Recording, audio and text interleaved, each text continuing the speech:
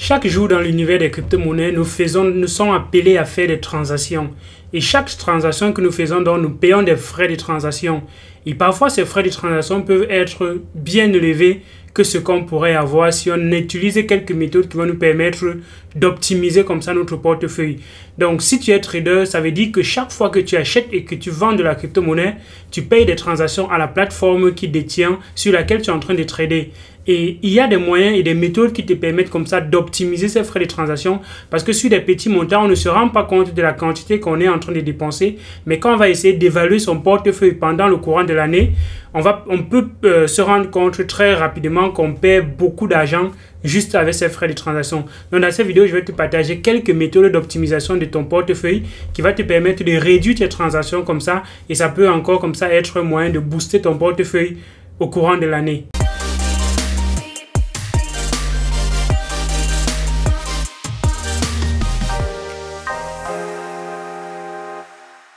Salut, moi c'est Elvis Konjo. Bienvenue sur la chaîne. Ici, on parle majoritairement de crypto-monnaies. Donc, si tu as soif, si tu veux découvrir cet univers, alors je t'invite à faire deux choses. La première, c'est de t'abonner à la chaîne et d'activer la cloche de notification. Partager les vidéos pour faire grandir la communauté. Et la deuxième, c'est d'aller en description de la vidéo et de télécharger le livre gratuit qui te permet d'apprendre rapidement encore de cet écosystème. Et quand tu arriveras en description de la vidéo, tu trouveras deux choses. La première des choses sera le lien Telegram où tu peux nous retrouver dans le groupe où on échange majoritairement par rapport aux crypto-monnaies avec une communauté qui est la première communauté crypto francophone sur le continent africain. Et le deuxième lien que tu trouveras également aussi en description, c'est le lien de mon calendrier où si tu veux aller un peu plus rapidement, si tu n'as pas le temps et que tu veux grandir un peu plus rapidement dans cet écosystème, tu peux donc prendre rendez-vous avec moi et on échangera en particulier et le lien est en description de la vidéo. Et j'organise une formation juste réduite pour 10 personnes qui vont leur permettre d'aller un peu et de grandir un peu plus rapidement dans cet écosystème. Il reste juste quelques 2-3 places, donc si tu es intéressé, alors n'hésite pas de réserver ta place le plus tôt possible. Chaque jour, nous faisons des transactions, que ce soit en trading, que ce soit des transactions à des particuliers, ou bien à partir d'un portefeuille. On le fait chaque jour et chaque jour comme ça, en faisant cette transaction, nous dépensons des crypto-monnaies pour payer ces frais de transaction-là. Alors qu'il y a des moyens qui existent pour permettre d'optimiser ces frais de transaction qui parfois sont très élevés en fonction de la blockchain ou en fonction des techniques que nous n'avons pas pour faire des trading. Donc, le premier moyen d'optimiser son portefeuille déjà, si on est trader, c'est d'arriver dans l'exchange à travers un lien d'affiliation. Donc, quand il dit lien d'affiliation, en fait, c'est un lien de parrainage. Donc, si quelqu'un t'invite dans la plateforme pour faire du trading, un peu comme dans Binance, chaque transaction que tu vas émettre, que tu vas effectuer dans le système, le système va te permettre de réduire ces frais de transaction là. Donc quand vous placez un ordre d'achat ou bien de vente de crypto-monnaies, il y a environ 0,1% des frais qui sont payés à la plateforme. Ça veut dire quoi? Ça veut dire que quand vous placez un ordre, alors Binance vous dit pour exécuter cet ordre, et quand cet ordre sera exécuté, je vais prélever 0,1% de cette transaction-là. Et alors, c'est comme ça que les frais de transaction vont servir à rémunérer la plateforme. Et c'est pour ça qu'il y a plusieurs exchanges qui sont en train de vouloir voir le jour parce qu'ils veulent également bénéficier de ces frais de transaction-là. Et c'est le moyen que la plateforme utilise pour se rémunérer à elle-même. Donc, sur les petits montants, on peut ne pas percevoir quel est l'impact de ces 0,1%. C'est minime. En une transaction de $100, $10, $20, on ne perçoit pas vraiment l'impact de ces 0,1%. Mais quand on va essayer d'évaluer son portefeuille pendant un an et quand on voit qu'on a fait des transactions de presque 100 000, et si on fait 0,1% de 100 000, ça fait quand même quelque chose qui est assez considérable. Et alors, si vous êtes arrivé à travers un lien de parrainage, il y a des frais de transaction qui seront réduits par l'exchange. Binance va jusqu'à réduire 40% sur ces frais de transaction. Donc, à défaut de payer 0,01%, donc 0,1%, vous vous retrouverez en train de payer 0,060%. Donc, il y a 40% qui est réduit. Mais les 40% sont repartis en deux. Il y a comme ça ton parrain qui va décider du montant qui va te retrocéder. Et il y a maintenant l'autre partie qui va aller chez ton parrain. Si le parrain a créé un lien de parrainage avec 20%, ça voudrait dire que les frais de transaction qui doivent être prélevés par Binance, en réalité, Binance va lui reverser 20% de ses frais de transaction transactions-là et va donc vous reverser l'autre 20%. Donc, à défaut de prélever 0,1%, Binance va prélever 0,08% et alors vous aurez 0,02%. Donc, ils feront comme ça 20% de ce qu'on devait prélever et que ça vous a réduit parce que vous êtes arrivé à travers un lien de parrainage. Donc voilà un moyen qui vous permet d'optimiser un peu et de réduire vos frais de transaction quand vous êtes sur des exchanges. Donc si vous n'êtes pas arrivé à travers un lien de parrainage, ben il est déjà trop tard. Vous n'avez pas la possibilité de réduire ces frais de transaction là en utilisant ce moyen. Mais par contre, il y a un autre moyen qui permet de réduire les frais de transaction, c'est d'avoir la crypto-monnaie de la plateforme dans son portefeuille pour réduire, qui va vous permettre de réduire les transactions. Donc payer ces frais de transaction en la crypto de la plateforme vous permettra également de réduire encore ces taux de transaction là, ces frais de transaction là. Donc par exemple, si on est dans Binance, il est toujours important et toujours conseillé d'avoir les BNB dans son portefeuille et d'aller dans les paramètres de son portefeuille et configurer qu'on voudrait payer ses frais de transaction en BNB. Et quand vous allez faire donc cette configuration-là, chaque fois que vous allez faire des transactions, vente ou bien achat, même ne serait-ce que transférer d'un portefeuille à un autre, ou bien quand vous allez bloquer votre crypto-monnaie pour participer au Launchpad, Launchpool, staker même sur Binance et autres là-bas, vous allez payer les frais de transaction. Et ces frais de transaction-là, comme c'est payé en BNB, il y aura réduction parce que vous avez payé avec le BNB. Donc voilà, il y a deux moyens que vous pouvez utiliser pour réduire les frais de transaction avec le lien de parrainage et avec comme ça le BNB dans votre portefeuille, bien la crypto-monnaie de l'exchange. Quel que soit l'exchange aujourd'hui, ils utilisent également leur crypto-monnaie pour réduire les frais de transaction. Voilà, il y a deux moyens. Le troisième moyen, c'est d'éviter d'aller directement acheter la crypto-monnaie, d'aller convertir sa crypto-monnaie contre une autre. Si j'ai par exemple les bitcoins et que je veux de l'Ethereum, le meilleur moyen de les faire, c'est d'aller trader le Bitcoin contre de l'Ethereum. Ce n'est pas d'aller convertir nos Bitcoins contre l'Ethereum. Pourquoi? Parce que quand vous allez convertir votre crypto-monnaie contre une autre, ce qui se passe, c'est quoi? C'est que la conversion, en fait, sollicite les fonds des personnes qui ont bloqué dans l'exchange contre les intérêts.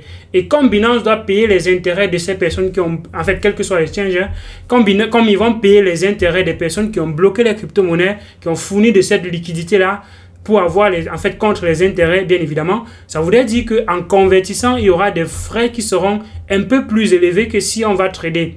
Donc, si on va trader, on va réduire ces frais et les gens vont peut-être voir une facilité à aller convertir parce que, bon, ils voient que tu quittes du monnaie à une autre sans comprendre que derrière ça, en réalité, on est en train de payer des frais de transaction qui sont plus élevés que ce qu'on pourrait avoir, mais que ce qu'on pourrait payer si on est plutôt passé par le trade. Donc, je conseille vivement d'aller trader. Et maintenant, quand on est dans le trade, il y a encore un autre moyen de réduire ces frais de transaction. C'est juste de ne pas placer les ordres marché.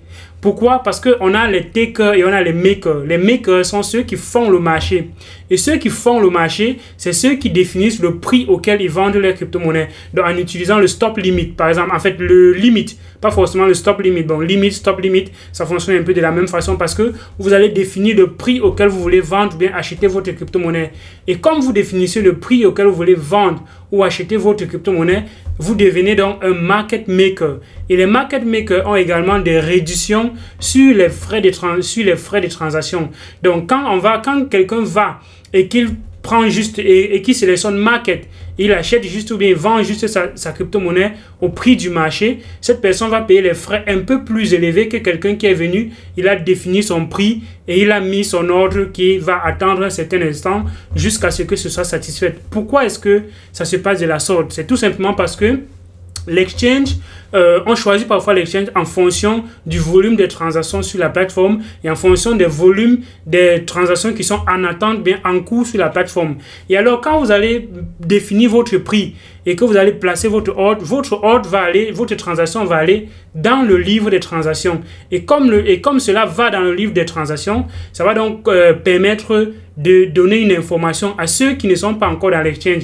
Quand ils vont aller voir le livre des transactions, ils verront qu'il y a beaucoup de transactions dans le livre et ça profite comme ça à la plateforme parce que les gens vont se dire c'est une plateforme où il y a beaucoup de liquidités, c'est une plateforme où les gens veulent beaucoup acheter, c'est une plateforme où les gens veulent beaucoup vendre, donc il y a un volume de transactions qui est assez considérable là-bas et alors les gens vont vouloir aller plutôt vers ces plateformes-là et c'est pour ça que Binance aujourd'hui est la plus grande plateforme de crypto-monnaies en fonction des volumes de transactions qui sont faites. Donc les market makers, donc ceux qui placent les ordres dans le livre, ils ont les frais de transaction un peu plus réduits que ceux qui viennent directement ici, les son market, et placent les ordres. Donc voilà, comme ça déjà, quelques façons que je t'ai permis de comprendre pour réduire tes frais de transaction. Une dernière façon dont je vais partager avec toi, c'est par exemple quand vous voulez envoyer la crypto-monnaie à quelqu'un. Par exemple, je vais envoyer le Bitcoin à quelqu'un qui est sur une autre plateforme. Moi, je suis sur Binance, la personne est sur, par exemple, disons, Hotbit ou bien un autre exchange, ou bien KuCoin, par exemple. La personne veut le Bitcoin. Ce que je fais, si je lui envoie le Bitcoin à travers le réseau principal du Bitcoin, je vais payer les frais de retrait assez élevés. Donc, ce que je peux faire, si la blockchain n'a pas d'autres réseaux parallèles, parce que le Bitcoin peut fonctionner sur plusieurs blockchains. On peut l'envoyer sur la BEP20, on peut l'envoyer sur la blockchain Ethereum, mais sur la blockchain Bitcoin et la blockchain Ethereum, les frais de transaction sont un peu plus élevés. Donc, je vais prendre par exemple l'exemple de Tron. L'exemple de USDT. Le USDT fonctionne sur la blockchain Ethereum, ça fonctionne également sur la blockchain Tron et sur d'autres blockchains. Donc, au lieu d'envoyer les Bitcoin, les USDT à cette personne à travers la blockchain Ethereum, qui va avoir les frais de transaction assez élevés, ce que je peux faire, c'est de lui envoyer cela à travers la blockchain Tron, par exemple, donc en envoyant sur la blockchain TRC20.